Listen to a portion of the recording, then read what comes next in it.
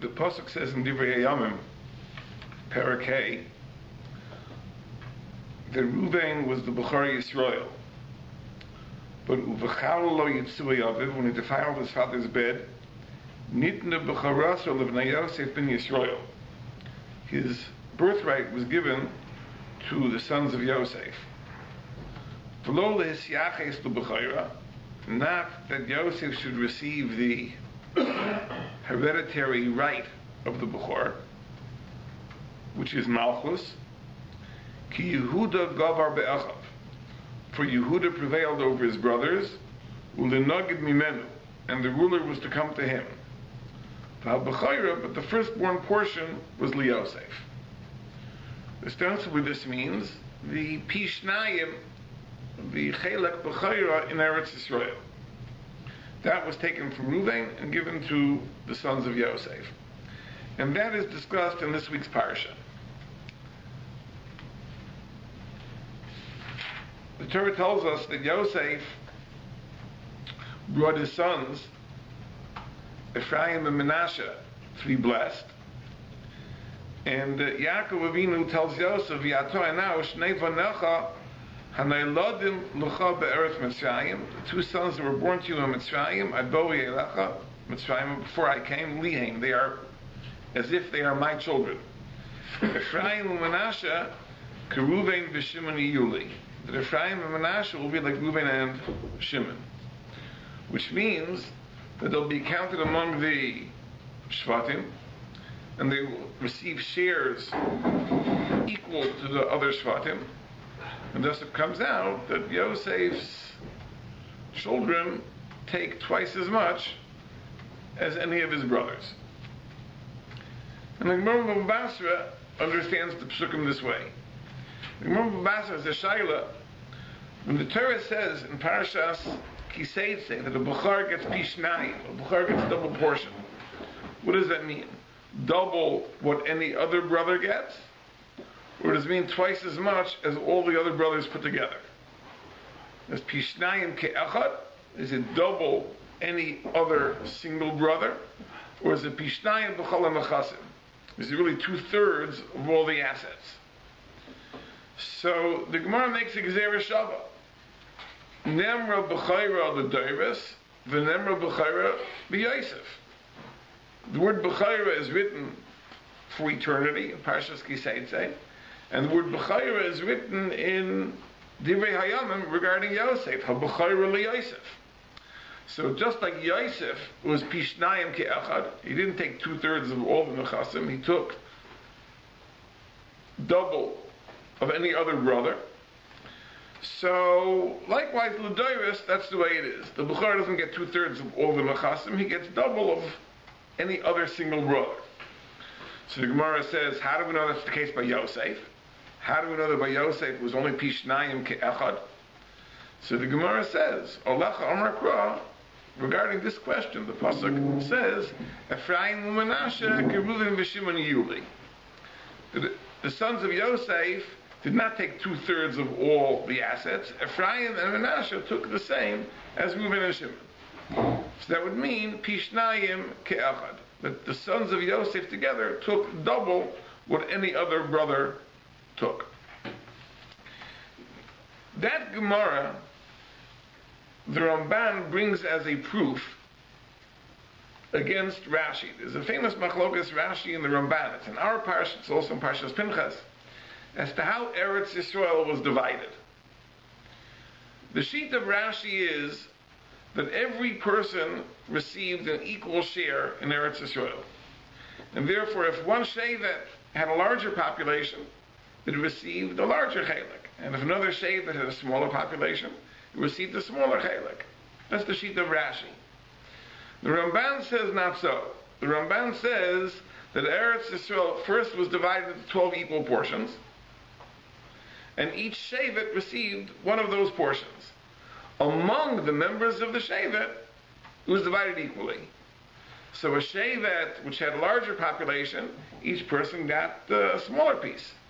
That 1/12 had to be divided in many more ways. A shevet which had a smaller population, each person got a bigger chelek. in the 1/12 of the Shevet. But each Shevet was equal, received an equal portion. The Ramban says that this Gemara Bava Basra is a proof. Because the Gemara Bava Basra says, actually proves, from Ephraim and Menashe, that the correct interpretation is Pishnayim Ke'echad, that the Bechar gets a double portion, which seems to imply that Ephraim and Menashe got twice as much as, let's say, Yisachar. According to Rashi, it's not true. According to Rashi, since Eretz Yisrael was divided on the basis of population, so Yosef did not get more than Yisachar. It all depended on the numbers. And Rashi himself addresses this in the Parsha. And Rashi speaks out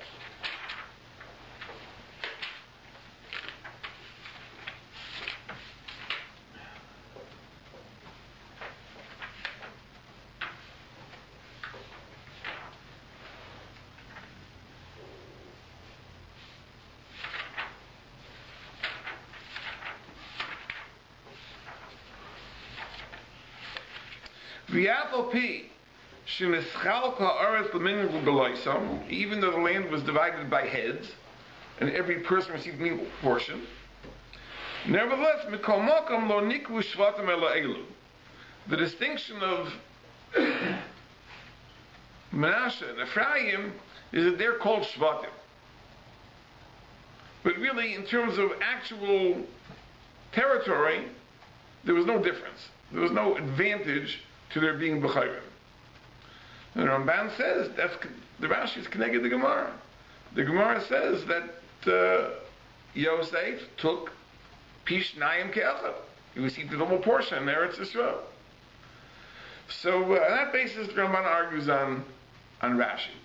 We'll come back to this point. But the assumption of the Ramban that Yosef received a double portion in Eretz Yisrael is problematic on two counts.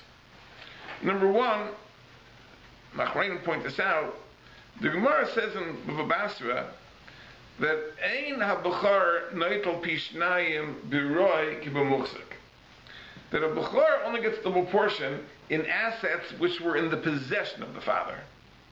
Assets which are owed the father, or which the father would have inherited had he lived longer. In those assets, the Bechor is Noitel Pishnayim.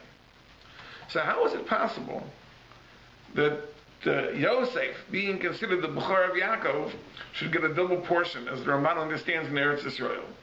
Eretz Yisrael wasn't in the possession of Yaakov Avinu yet. It wasn't conquered until after the Jews returned, after the Golus Mitzrayim. So Eretz Yisrael was at best Roy. It was something that Yaakov would have gotten had he lived long enough. But it wasn't muhzik. It wasn't something he was in possession of. So how is it possible that on the basis of the halacha of Bechar, if Yosef is the Bechar, he should have gotten a double portion in Eretz Yisrael? Now the Ramban's contention that in fact Yosef received a double portion is very hard to understand. Furthermore,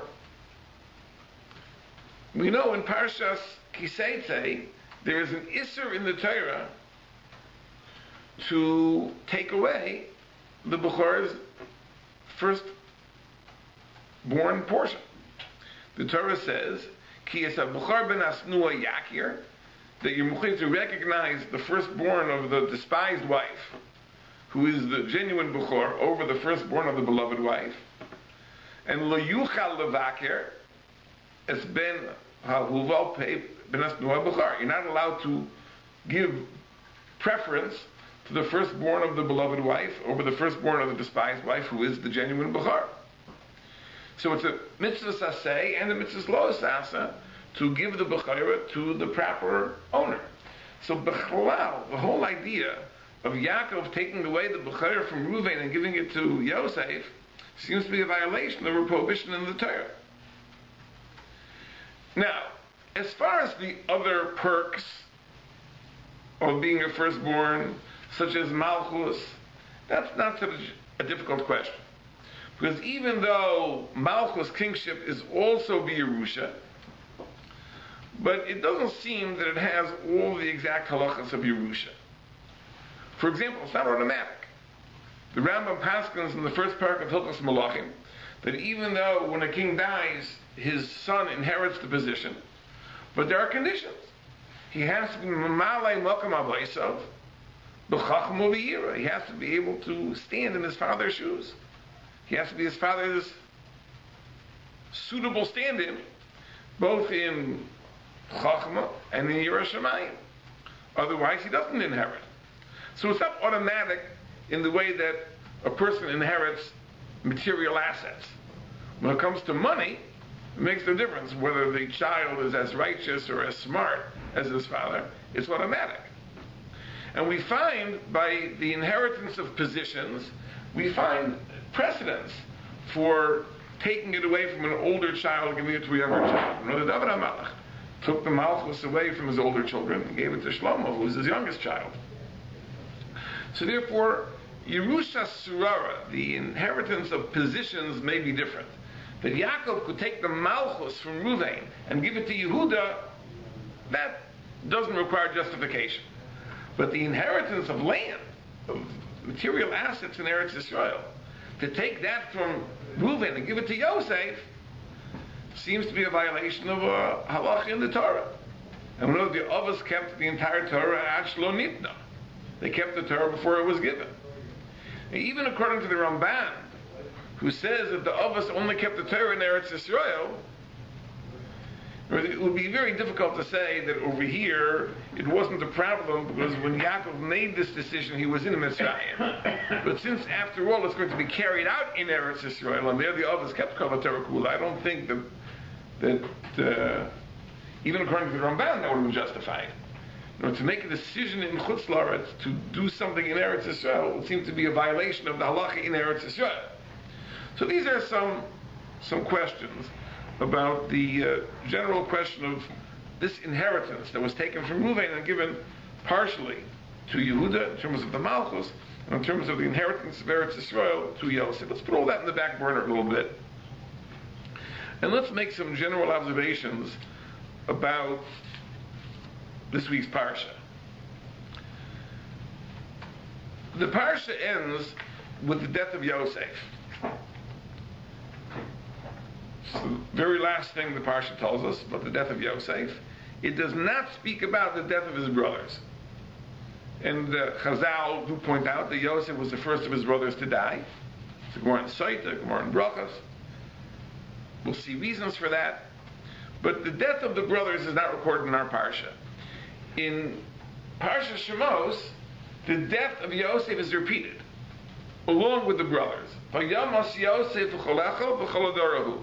The Yosef and all his brothers died. There the brothers, of course, are mentioned with Yosef.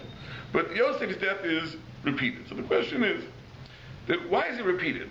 Where does the story of Yosef's death belong? Does it belong in Sefer Bereshis, or does it belong in Sefer Shemos? Because why is it repeated twice? Why is it mentioned at the end of Sefer Bereshis and at the beginning of Sefer Shemos? So the Rafutna Zechat Tzadik L'Bracha used to observe the following. Now, on the one hand, the Gemara in Bracha says, Ein kairin la'avas el shloisha, ve'ein kairin li'imos el arba.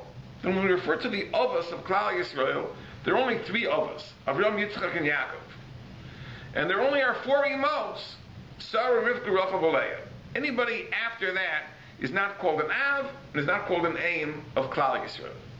So the Gemara says, why is that? Why is it that the avos, that it only is a reference to Avraham, Yitzchak, and Yaakov? So the Gemara says, if you're going to say, because you can't call Reuven, Shimon, Yisachar, Zvulun avos, because we don't know where we came from. Right? We can't say that for sure I'm from Reuven, maybe I'm from Yisachar.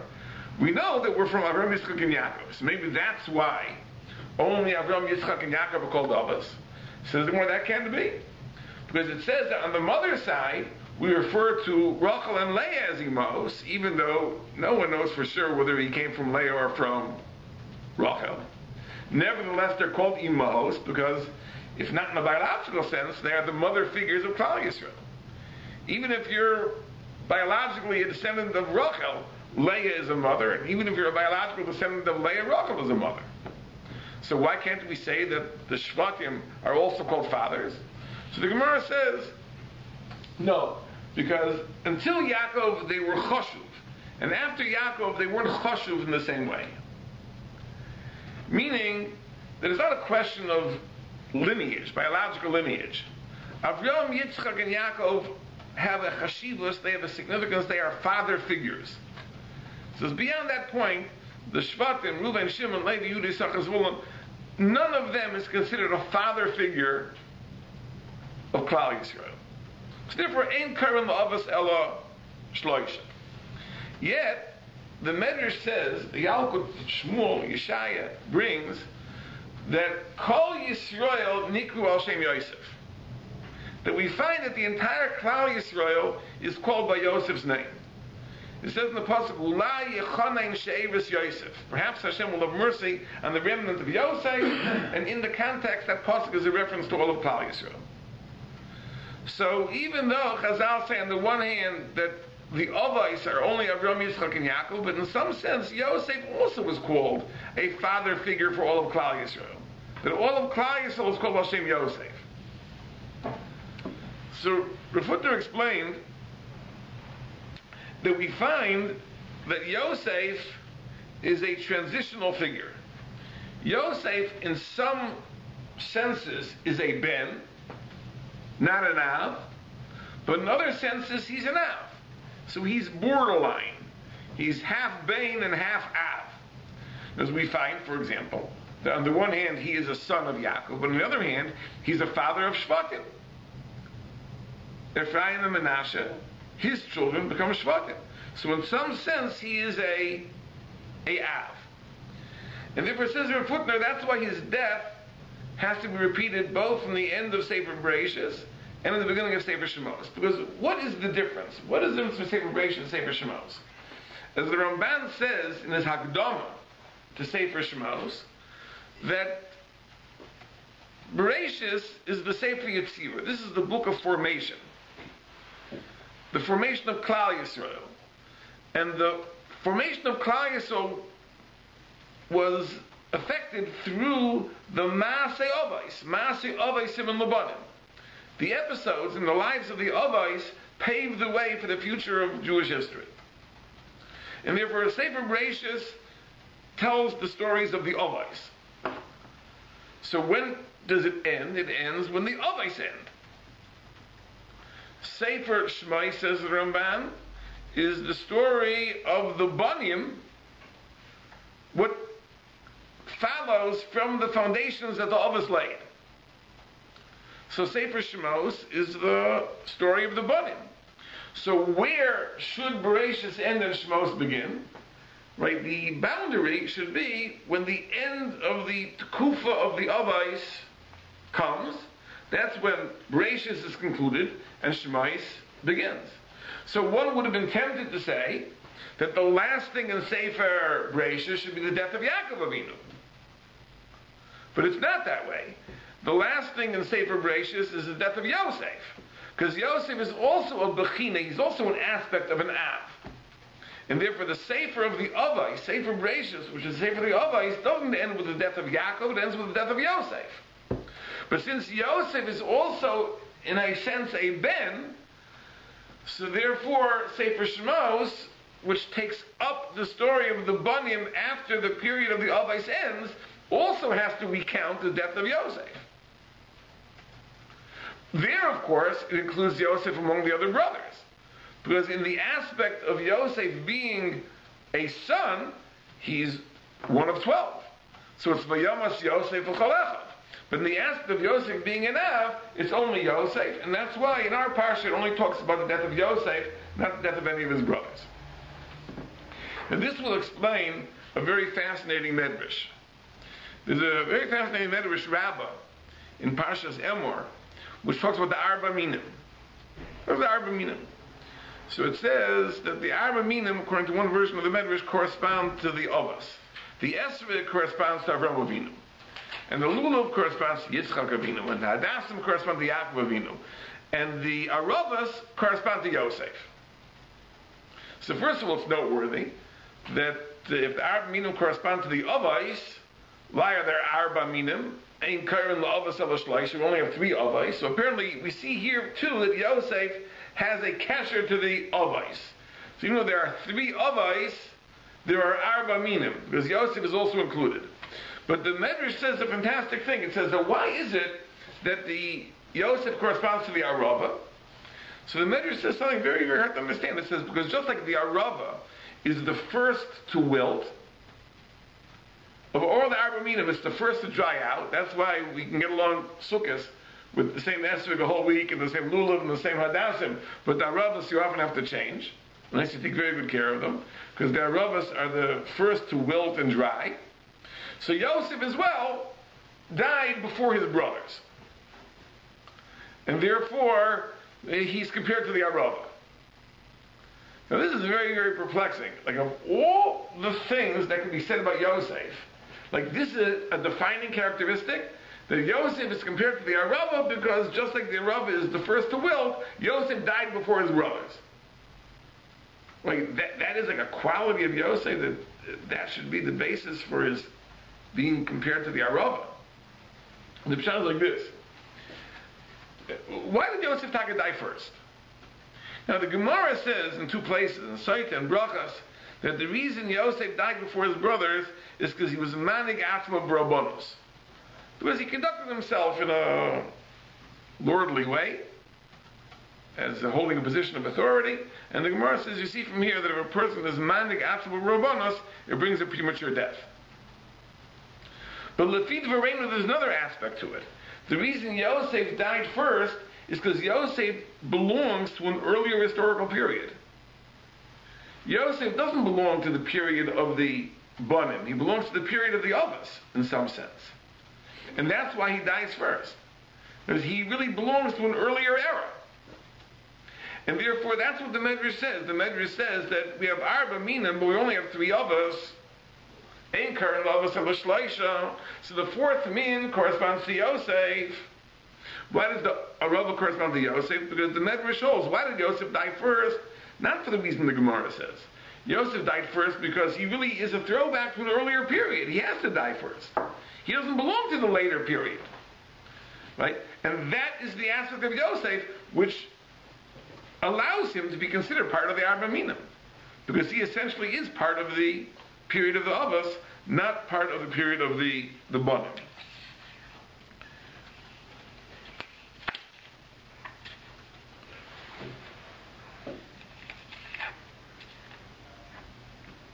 If you study this parsha carefully, even just with Rashi, we discover that the mechanism by which the Bechira was given to Yosef is not the conventional mechanism of Bechira. It was a very, very different system. Let me explain. Normally, when a Bechira is Neitel Pishnayim, it's a very simple thing. Then when you divide the assets, you give the Bechira a larger share. So we would have expected that if, as the Ramban understands, that Yosef got a double portion in Eretz Yisrael, so when the Eretz Yisrael was to be divided after the conquest of Yeshua, it would have been divided in such a way that each Shevet received a certain amount, and Yosef's 2 Shvatim would have received larger amounts. But it seems it's much more complex. Listen how the parsha goes. Yosef receives word that Yaakov has become sick. So he brings his sons to receive a bracha from their grandfather. So it says that Yaakov was told, and that Yosef is coming to see him, and he strengthens himself, he sits up on the bed, and it's like this. Vayomer Yaakov Yosef. Yaakov says to Yosef, Keil shakai nira elai beluz be'eretz Canaan vayvarach osi.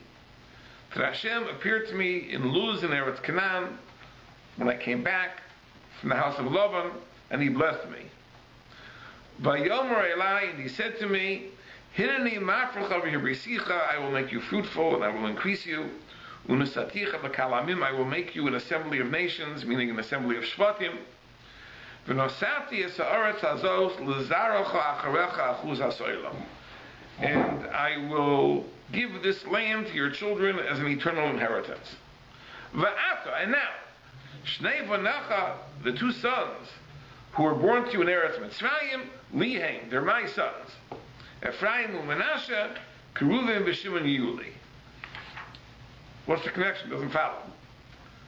In other words, if Yaakov is declaring that Yosef would be considered the firstborn, and accordingly, each of his two sons will receive a chelek, that's the double portion, why does he have to make this Hagdama, this introduction?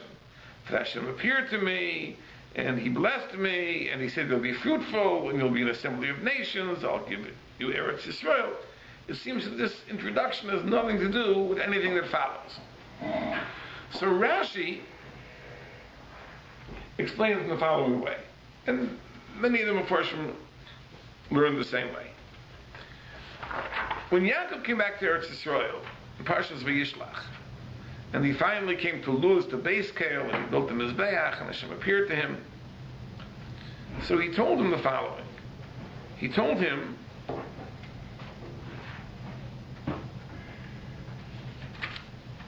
V'yomer Elokim, ani kel shakai, prei urevei, be fruitful and multiply. Gai ukahal goyim, a nation, which means a shevet, and a assembly of shvatim, yiyeh mimek, will come forth from you. Now this is problematic, because by this time, all his children already were born except for Binyamin, who's not yet born. So what is this blessing? That Gayu kahal goyim yiyeh mimeka, that a nation and an assembly of nations will come from you. What does this mean? So Rashi says an amazing pshat. Rashi says that this is a reference to children who were not yet born. Goy, a nation, is a reference to Binyamin. There was one shevet left to be born.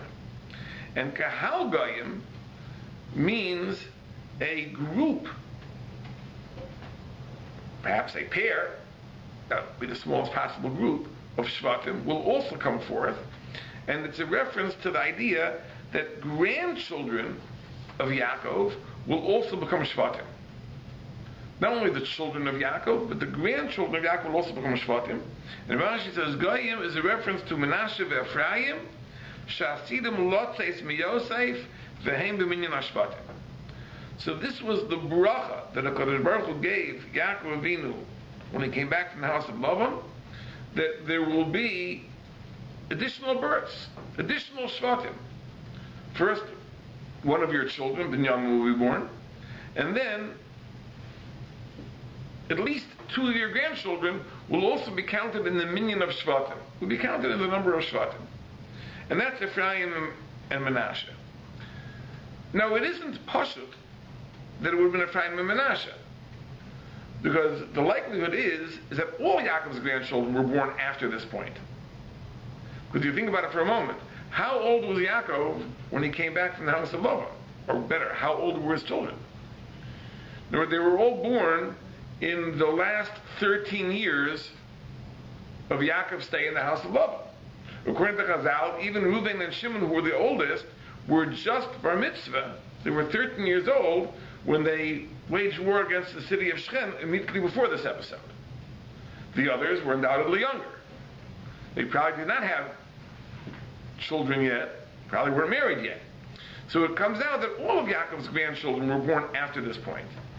So this prophecy that kahal goyim yiyeh mimeka, that there'll be additional shvatim born, there will be your grandchildren. Which grandchildren? Is it necessarily Yosef's children? Maybe it will be Reuben's children. Now, in fact, in our parsha, Rashi puts it differently. Rashi says that that was the Hakdama, that was the introduction that Yaakov was making to Yosef over here. He told him like this. He said, when I came back from the house of Lavan, Hashem appeared to me, and he told me, you will have children, you'll be fruitful. And this is a reference not only to Binyamin, it's a reference to the grandchildren who will be born. And listen how Rashi puts it. V'shuv lo nolad libei. Hashem promised more than one, but after Binyamin, I had no more children. Limdani, Hashem taught me, Sha'asid echad mishvatai lechalek, that one of my shvatim will be divided. Meaning that the grandchildren will form shvatim of their own. Va'ata, and now, says Yaakov, Oisa matana ani noisin locha. That gift I'm giving to you. I'm making the decision that it should be your children. And that's Ephraim and Manasseh, Reuven, Shimon, and Yuli. So this is an amazing thing. That Yosef's getting the double portion is not the conventional method of Pishnayim, that a Bechar gets double portion. It's Yaakov Avinu, in a sense, fulfilling this prophecy that there would be additional Shvatim that would be born to him, not his own children, but his grandchildren. And if you look at the pasuk, it says, Ephraim u'Manasseh Reuven v'Shimon Yuli. He says that the two children that were born to you, lihem, they're mine. Ephraim and Manasseh Reuven v'Shimon Yuli. So what does it mean they're mine? They're not mine, they're Yosef's. What do you mean they're mine? So Rashi learns, they're as if they're mine. They'll be counted among my children. But the Darchei HaKadosh over here says something fantastic. He says something very profound. And this goes back to what we discussed earlier. That we said that Yosef is in certain senses a ben of Yaakov, but in certain senses he's an Av. In what way is he an Av? In what way is he an Av?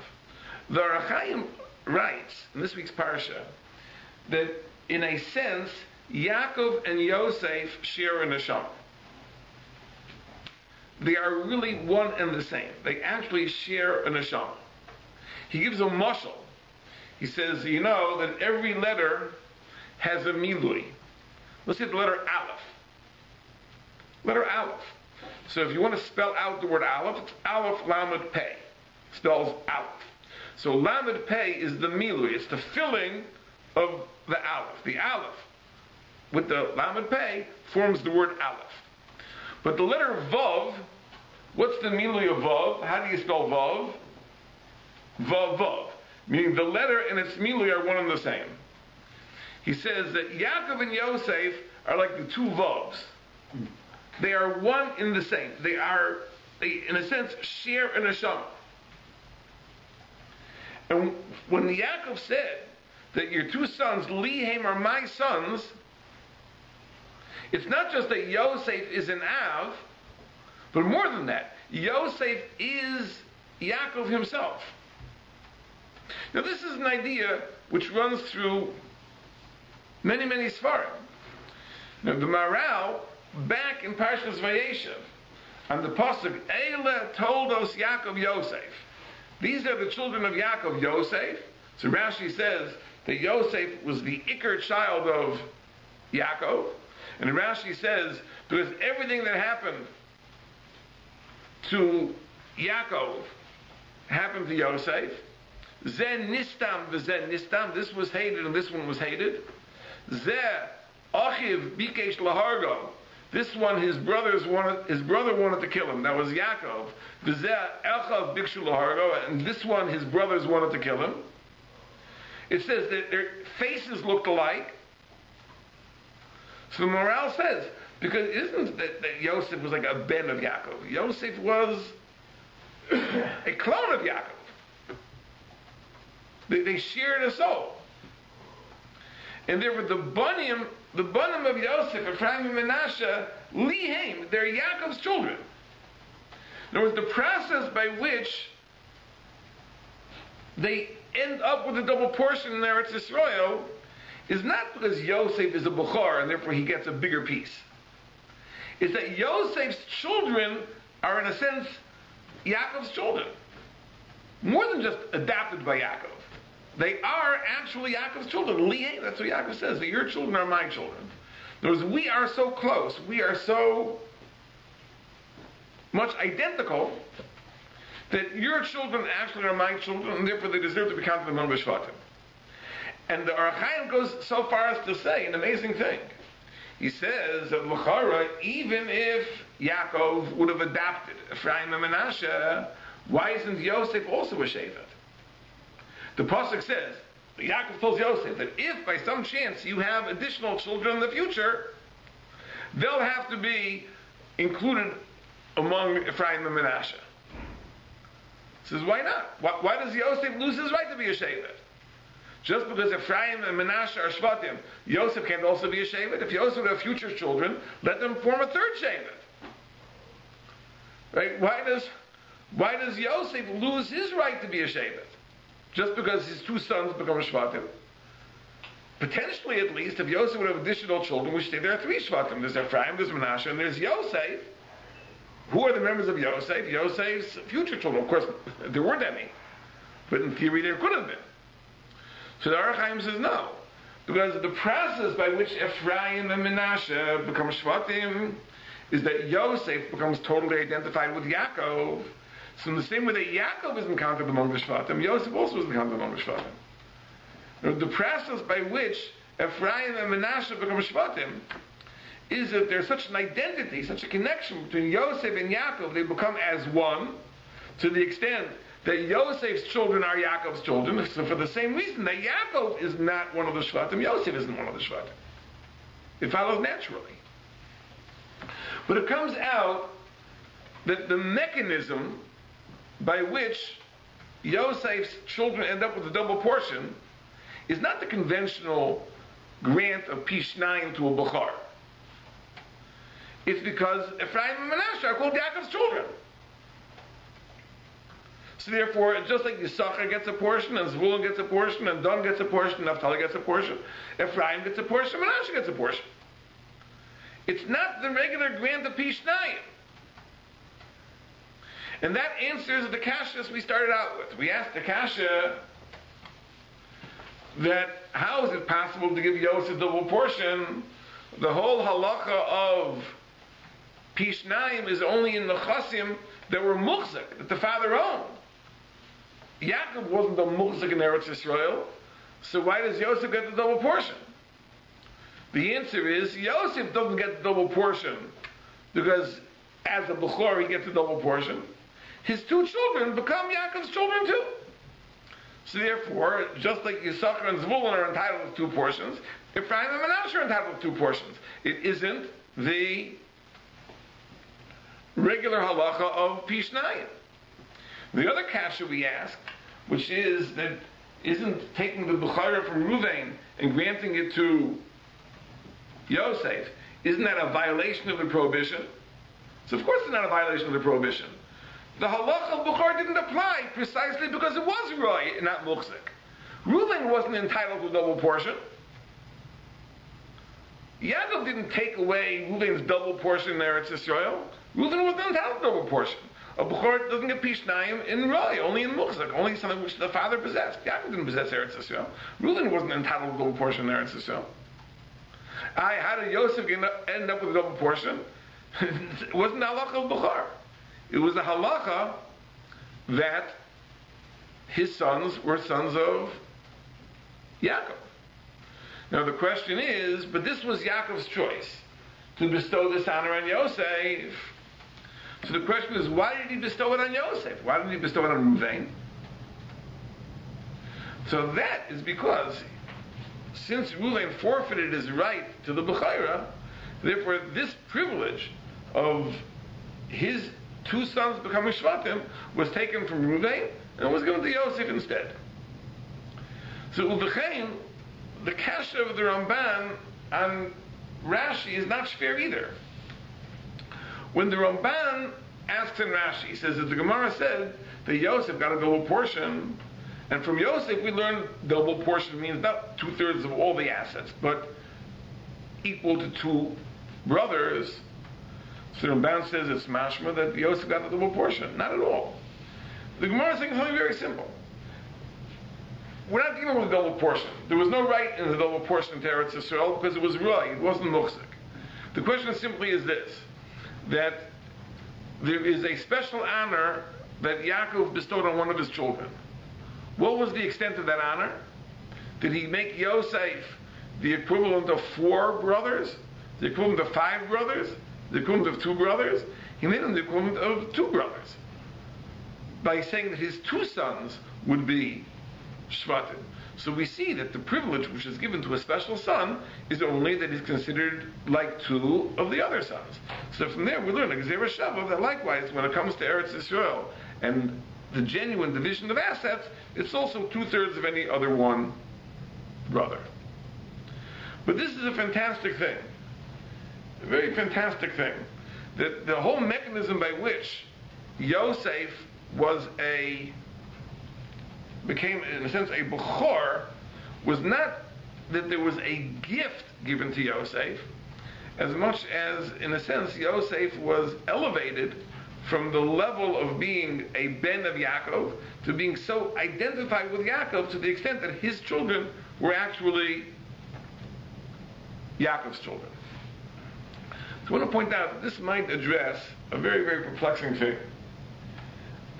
After the entire discussion about Ephraim and Menashe, Yaakov recounts something. Yaakov says that when I came back from Eretz Yisrael, to Eretz Yisrael, Rachel died, and I buried her in Beis Lechem. And the question is, why is this recounted here? In other words, after Yaakov explains that Ephraim and Menashe will be my children, he feels compelled to make mention of this fact that I was forced to bury Rachel on the road of Beis Lechem. So Rashi says that I know you have kindness on me, you have a grievance against me, but I'm telling you that I was forced. I was forced to bury her in Beis Lechem. Why is that mentioned here? You see, Yosef came to visit Yaakov twice. In the beginning of the parasha, Yaakov called Yosef, and he gave instructions: don't bury me in Mitzrayim, bury me in Eretz Yisrael.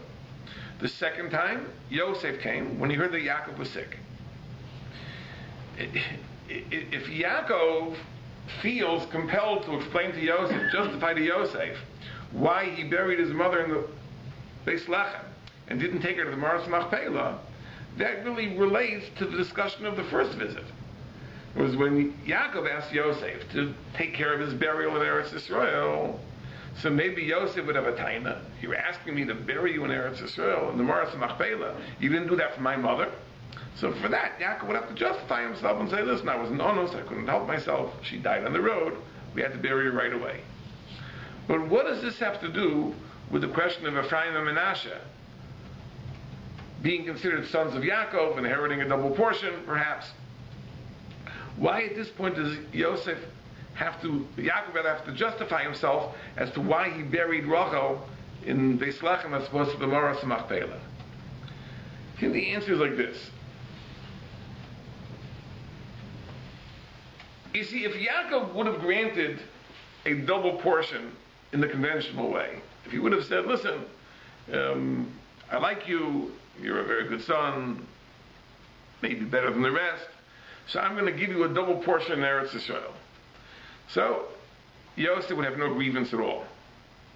Yosef would have no grievance at all. But over here, by this mechanism of elevating Yosef to the level of Av, in a sense, Yaakov is taking away something from Yosef. He's taking away Yosef's participation in being among the number of the Shvatim. Ephraim and Menashe will be Shvatim, but Yosef will not be one of the Shvatim. And we know that not participating as a member of the Yud Beit Shvatim is something which is potentially very distressing. We know from the Medrash that by the Chanukas HaMishkan, when Levi didn't have a chelek, it says that Aaron had a chlisha sadas. He didn't have a chelek l'hu v'lo shifta. Because everyone was playing his role, everyone was fulfilling his mission, and Shevet Levi was left out. So here, Yosef would feel he's left out. And let's understand what that means for a Shevet to be left out. Because we know that each Shevet had a unique view, a unique mission, unique characteristics. Although they shared a father, undoubtedly, part of this was due to the fact they had different mothers. So there were the Bnei Leah, the Bnei Bilhah, the Bnei Zilpah, and the Bnei Rachel.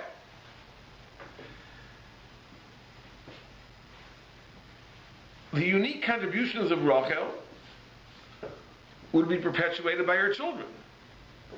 Who would have been in the best role to carry on the teachings of Rachel, the ideals of Rachel?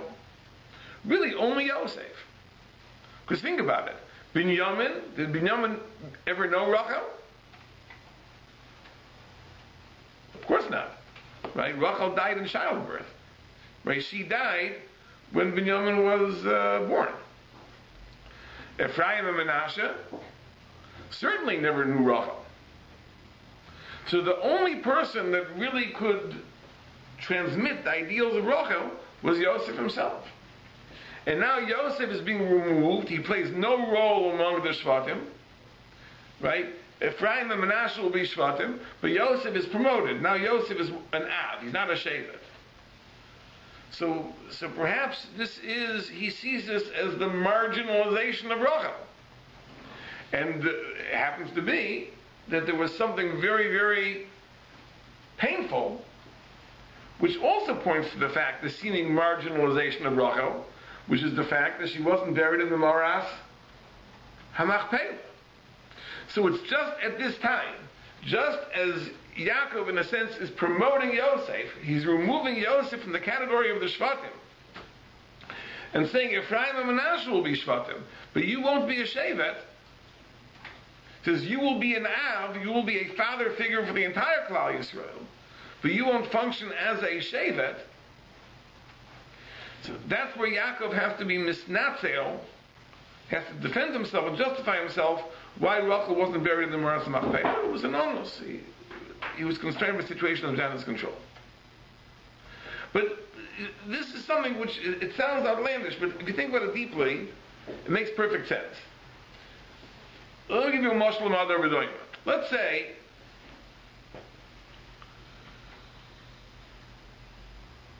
you are a faculty member in a yeshiva. You teach a shiur in the yeshiva.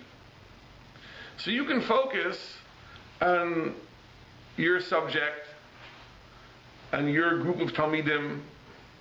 You can invest tremendous koiches in developing them, in teaching the subjects you're interested in teaching, and so on and so forth. Then one day they tell you, listen, says, we're giving you a promotion. But you're not going to be a Rebbe in the yeshiva anymore. You're going to be the Rosh Yeshiva. Says, you're in charge of the whole yeshiva.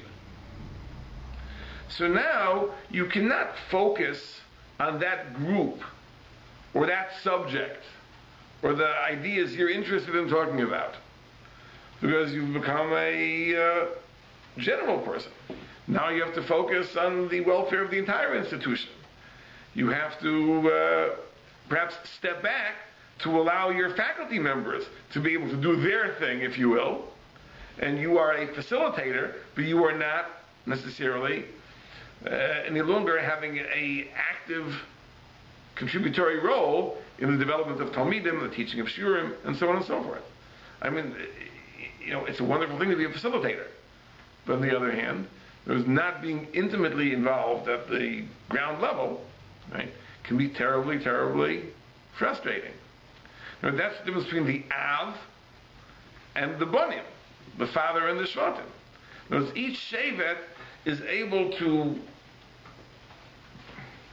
live in its unique way, with its unique values, with its unique derech, because it doesn't have that achrayus to be the Ish HaKolel, the person who's in charge of all things, and an Av for the nation as a whole. And that was something which is very, very exciting, that Reuven can do what its unique task is, and Shimon can do what his unique task is, and Yisachar and Zvulun and Manasseh, and everyone. But Yosef is now removed from that. Yosef is now incorporated into Yaakov. He's now an Av. He's no longer a Ben. Right? His job is no longer to promote the unique Yosef values. Right? His job is to oversee the general values of Klal Yisrael. in a sense, it's greater responsibility, and it's certainly greater covet. But on the other hand, you're also losing something. You're also losing something. And I think the specific thing that he would have felt he's losing is perhaps that unique aspect that he'd bring to Klal Yisrael as the child of Rachel. And was Rachel being marginalized? The fact that she wasn't buried in the Maras Machpelah, is that a sign that her role was to be limited? So Yaakov was Matthias. He said, listen, I was an Onus. But if you look a little deeper, what Yaakov said, he said an amazing thing. Rashi says, why was she buried in the Maras Machpelah? He says the reason was so that when the Goyim from Bavel, to Bavel, they would pass by, and she would see them, it would be Rachel Muvakal Boneha. Rachel would cry for all of them. In other words, being buried by the Maras Machpelah really demonstrates the idea that Rachel, in a sense, is the mother not just of the Bnei Yosef. She is the mother of all of Klal Yisrael. Right? By the time of the Golus Bavel, right, the Bnei Yosef already were exiled with the Aseres HaShvatim. Right? It was primarily the Bnei Yehuda who were exiled, and Rachel was Mavakal Banah for the Bnei Yehuda. The idea is that Rachel is not just the mother of Yosef. She is a mother figure of all of Klal Yisrael. And that is the Nechama that Yaakov Avinu gave his son Yosef. Don't think that Rachel is marginalized. To the contrary. It says Rachel is elevated by this process of being buried in Beis Lechem, that she functions not as the mother of a Shevet, but rather as the mother of Klal Yisrael, and it's Rachel Mavaka al Boneha to bring the Gulu Hasida to them. But this is really the story over here. The story of Ephraim and Menashe becoming Shvatim, as the Darchei explains, is not so much that they are given a gift. They're not given a gift of B'chayra, a gift of Pishnayim. The process by which they become Shvatim is by Yosef becoming elevated to the level of Yaakov, Yosef himself becoming an Av, to the extent that his sons become Yaakov's sons, which is literally what Yaakov says. Take your two sons, Lihim, they're my sons, Ephraim and Menashe, Reuven, Shimon, and Yuli. Right? So Yosef becomes Bechinas Av, he becomes like an Av, and that's why his death really is included in the Sefer. Because really, Yosef is that transitional figure. He is not totally Ben, and not totally Av. He is not exactly like Yaakov, he is not exactly like Yaakov's sons. He is this hybrid, if you will, of an Av and a Ben, and that's why he is different. He no longer takes a place among the Shvatim, right? Because he's elevated to the point where he's identified with Yaakov so closely that his children become Yaakov's children.